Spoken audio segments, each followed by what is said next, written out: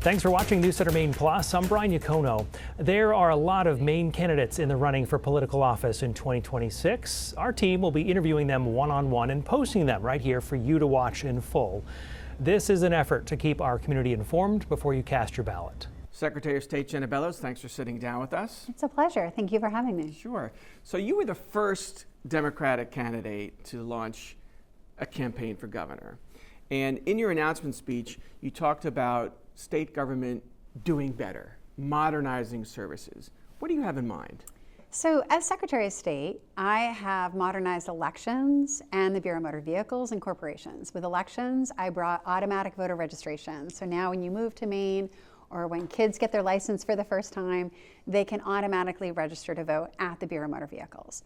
I implemented online voter registration. More than 35,000 Maine citizens used online voter registration in 2024 to register to vote in that election. At the Bureau of Motor Vehicles, we brought appointments in my first term, and thank goodness that we did. When that Real ID surge happened, people can now make appointments and plan ahead so they can get in and out at home. We also modernized services, bringing more online services. You can renew your Real ID online, for example. So when I think about the rest of state government, people get very frustrated. Businesses, for example, who want to, perhaps like my dad, be a carpenter or an electrician or open a restaurant. It's very complicated to go through the bureaucracy and the hoops that state government puts in your way to open that business. So my vision for the state is a government that works for the people. Another thing you said in your announcement speech was that wealthy people need to pay their fair share. It sounds like you might be contemplating an income tax hike for Maine's biggest earners. Are you? And on the other end of the spectrum, what about property tax relief for homeowners? We need more fairness in our tax code because right now working people are getting hammered. We should have a property tax freeze. I think that across the state we're hearing about double-digit increases, and that is insane.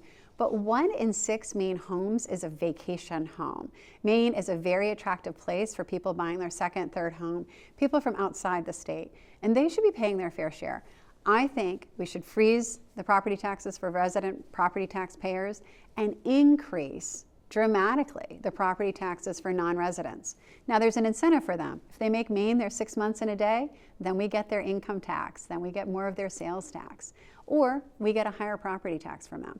Additionally, I do think if you're making $1 million or more in income annually, you should be paying a higher tax rate. I make a joke, we should bring back the Reagan tax rates. Reagan was not known for as a tax and spend person, but the tax rates during the Reagan years were fairer than they are today. Today, unfortunately, working people are paying a larger percentage of their income than people at the very top, and that's not fair.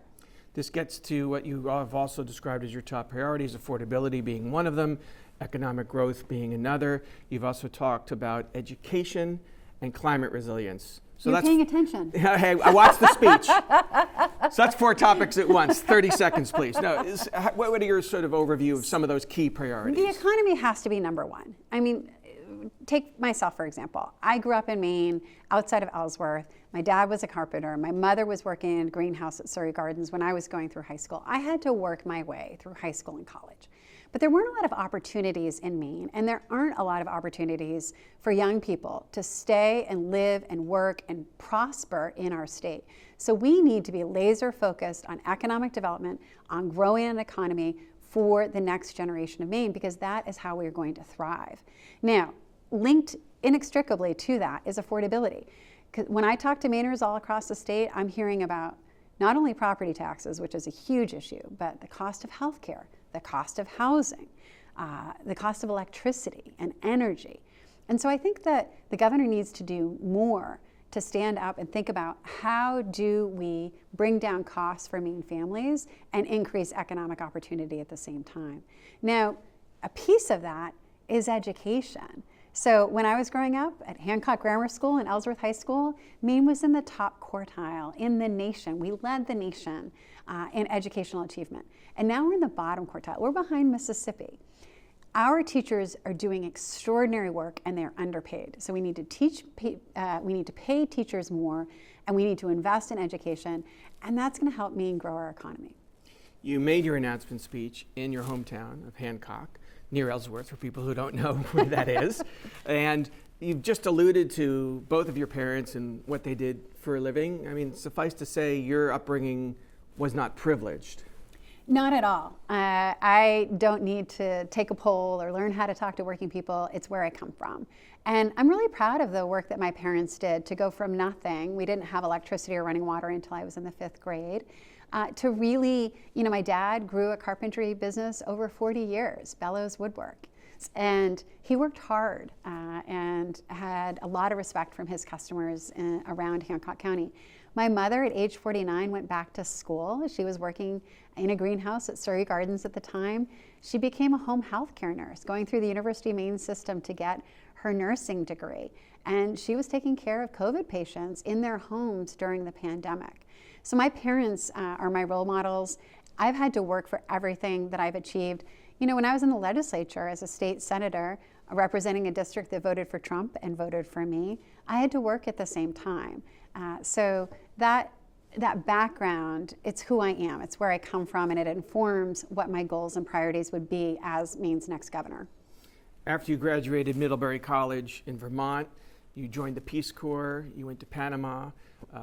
I suppose you're fluent in Spanish. I don't know how helpful that is in Maine, but what did you take away from that experience other than maybe a dose of idealism? I'd studied economics at Middlebury College, so I was a small business development volunteer in Panama, having worked previously in an economics consulting firm. So we were working on micro-lending and supporting startup businesses and thinking about how do you grow a rural economy. And I think some of those principles are applicable to thinking about how we grow Maine's economy. Then I went into AmeriCorps Vista, where I worked for a nonprofit working on educational and economic empowerment for high school students in Nashville, Tennessee's largest public housing project. So my passion for educational and economic opportunity, especially for kids growing up in families who have these backgrounds, growing up in poverty, that comes from that work with the AmeriCorps Vista. So that career in service has certainly guided my priorities around the economy and education. And later on, you led the Maine chapter of the American Civil Liberties Union, the ACLU, became a state senator, and the first time we talked, way back in 2020, a bill you had sponsored became law. It prohibits internet service providers from sharing or selling personal information without permission. Why did you sponsor that law, and has it had any impact, or what has the impact been? We're in the information age, the digital age, right? And what you do online, whether it is logging into a healthcare portal to review your prescriptions or your doctor's feedback, whether it's paying bills, downloading ebooks, whatever you do online, your internet service provider has access to that. So it's really important to me that they not be selling or sharing Mainers' data. It was the first of its kind law in the nation, and they sued the state of Maine. We won in the First Circuit. That law has endured, and it really protects Mainers' privacy, which I think is so important, especially right now when we have a federal government who's targeting people because of their beliefs or their identities, targeting the right to access birth control or abortion.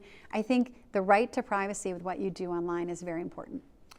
You've been Maine's Secretary of State, the first woman to hold that position for, I guess, 6 years, right? Since 2020? Am I counting right? It's 2026? Yes. And I came in January 4th of 2021, so 5 years. Okay, so I was trying to remember because just a couple weeks into the job, the Capitol riot happened.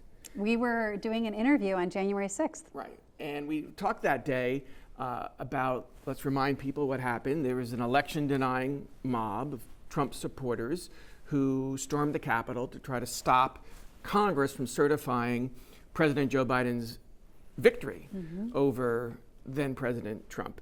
And of course, that didn't happen, and Biden was certified and served 4 years. But I wanted to ask you, now that we're 5 years past that riot and President Trump back in office has pardoned more than 1,000 people who were convicted of various crimes, including, frankly, a dozen Mainers who were involved in the riot, what's your takeaway of where we are now? It seems like the Trump administration is literally trying to rewrite, if not erase, that history.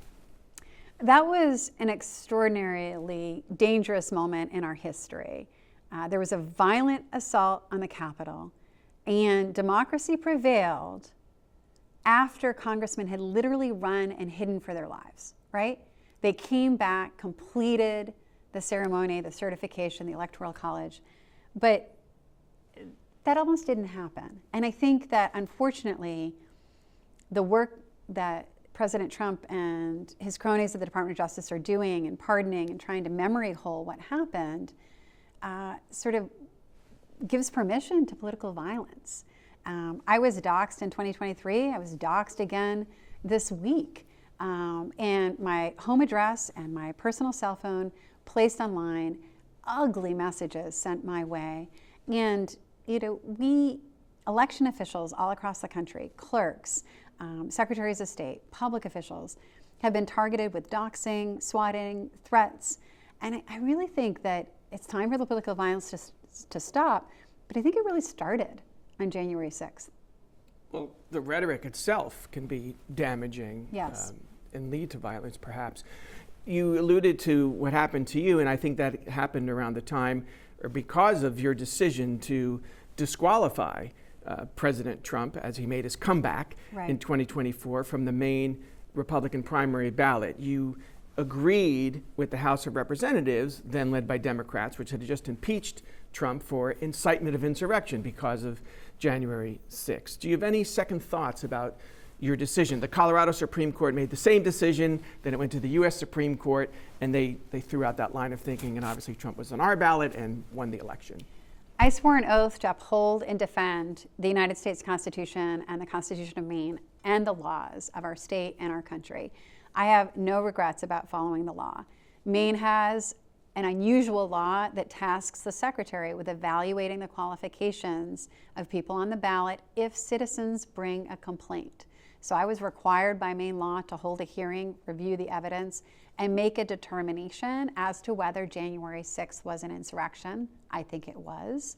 And whether it was constitutional to place him on the ballot, given that there's a clause in the Constitution that prohibits federal candidates from having engaged in insurrection. Now, I was overturned by the Supreme Court. Because I'm a law and order person, I put Trump on the ballot, and of course, he won in 2024. I was doxxed, I was swatted. My husband and I had to go live in a safe home. I was threatened, but I didn't back down from my job. I did my job. And I think this is something that's important for Mainers to know. I will always do the right thing, even if it's hard. And, I got feedback from all sides, but I'll tell you, I was presidential primary, I was touring polling sites, I was in Bucksport, and a guy comes barreling up to me, "Are you Shenna Bellows?" And I always get a little nervous because my name is Shenna Bellows. But I was like, "Yeah." He's like, "I hear you on the radio all of the time." I do a lot of talk radio because I think it's important to speak to everybody, just like I do a lot of TV. And I was like, "Oh, okay." He's like, "You and Donald Trump are my favorite politicians." And, I was surprised. That wasn't what I was expecting him to say. And he said, "You always say what you mean. I don't always agree with you, but you always say what you mean." So I think that's important, right? We have to stand up for what's right. We have to stand up for the Constitution. We're not always going to agree, but it's really important that our next governor have the guts and the courage of their convictions to stand up and do the right thing. Well, you've been standing up as Secretary of State to the Trump administration on a number of voting issues. I wanted to bring up perhaps the most recent one, which is the administration's request for the raw Maine voter file. I believe you told the administration to go jump in the Gulf of Maine. Why such a harsh stand? What are you protecting? So when the Trump administration came after American voter data last summer, they sent queries to all of the states demanding the voter files. They're trying to create a national voter database, and the Department of Justice has been very clear. They want more involvement in our elections. But under the Constitution, it's the states, not the federal government, that controls elections. The reason I said go jump in the Gulf of Maine to Trump and the DOJ was because in 2016, the Kobach Commission came after voter data too. And the Mississippi Secretary of State at the time, a Republican, told Trump to go jump in the Gulf of Mexico. And not a single state thought it was a good idea to turn over the data. Suddenly in 2025, you've got people like, "Oh, what should we do? What should we do?" It's like, no, it's as clear as it was in 2016. The feds have no role in our elections. So I use that language to evoke my former Republican colleagues' language. And then I went to a meeting of Secretaries of State, and I recruited other Secretaries of State to join me. Today there are 27 states who are saying no, and we've got Republican states like Kansas, Mississippi, New Hampshire, joined up with me and the rest of the secretaries who are protecting voter data. And the reason this is important is that the founders understood that you don't want the president in charge of his own election. That's what they were escaping with King George and Great Britain. Let's just talk to what's happening now in the streets of Portland and Lewiston and other parts of Maine. We're not really sure because the information is very opaque. This is an apparent increase in activity by Immigration and Customs Enforcement, ICE.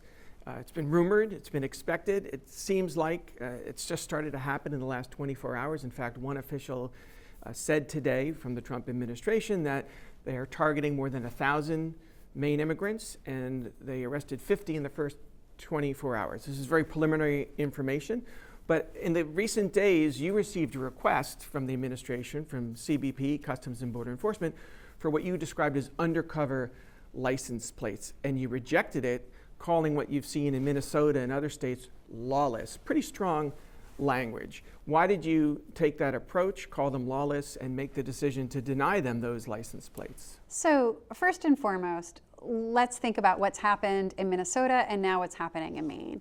People are being dragged out of their homes, stopped on the street, and detained. And in many cases, those individuals are legally here, either asylum seekers or refugees, new Mainers with legal status, or in many situations, citizens who are black and brown.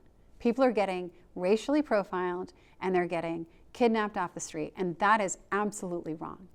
So with license plates, there are two types of license plates for law enforcement, right? Normally, like if you get pulled over on the highway, and I hope you don't, but if it's state police and they pull up behind you, you're gonna see that blue state police plate. If it's the county sheriff and they pull up behind you, you're gonna see that brown county sheriff plate. So government agencies can get specific law enforcement plates or plates that say U.S. government in the case of the federal agencies. And that gives the citizenry or people who are getting stopped or detained a measure of comfort that what is happening is an official action. And if they have a concern, they can document that plate number, identify the agency, and then issue or log a complaint or concern. So it's part of the checks and balances in a democracy with community policing, where the people have trust in law enforcement because there are mechanisms for them to appeal what's happening to them. And in a democracy, we don't have secret police. Now, unmarked plates are for special operations. Maybe law enforcement is conducting surveillance of a potential drug operation or something that would do harm to Mainers. And so for a long time, the Bureau of Motor Vehicles has had long-standing relationships with law enforcement.